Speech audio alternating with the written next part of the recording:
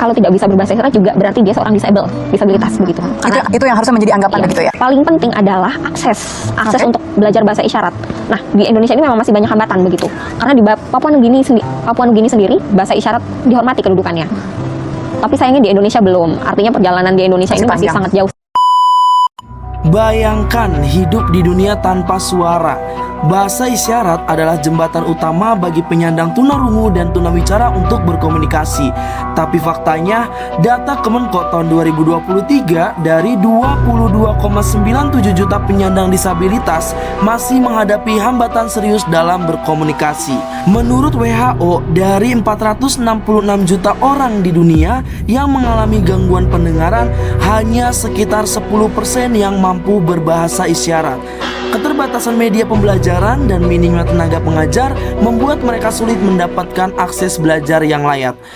Maka dari itu, kami menghadirkan inovasi Signova, Smart Glove berbasis Artificial Intelligence dengan integrasi App Education Assistant yang dirancang khusus untuk meningkatkan komunikasi dan pembelajaran bagi penyandang tunarungu dan tunawicara. Proses ini dimulai saat Smart Glove dinyalakan dan masuk ke mode siaga. Pengguna kemudian memilih salah satu dari dua mode input, gerakan atau suara. Jika mode gerakan dipilih, sistem akan mengumpulkan data dari 5 sensor flex dan sensor MPU 6050 selama interval 2 detik. Data sensor ini kemudian diproses oleh model Machine Learning CNN by LSTM untuk diprediksi menjadi teks.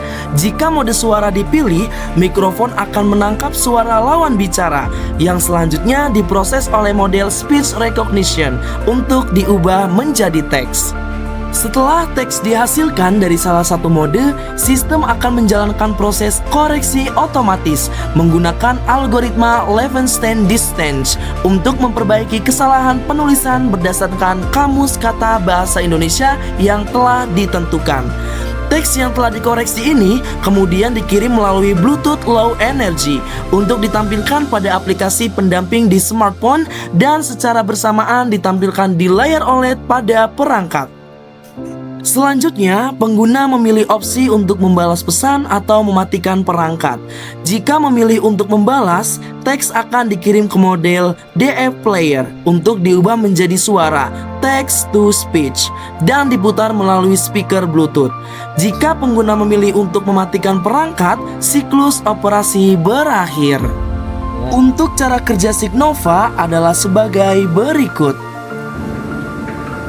Halo.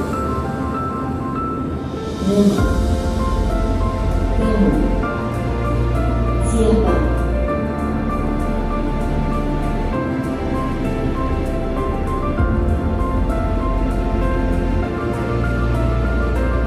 Sampai jumpa lagi.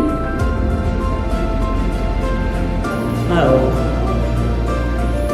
Halo, apakah kamu siap PKP 2?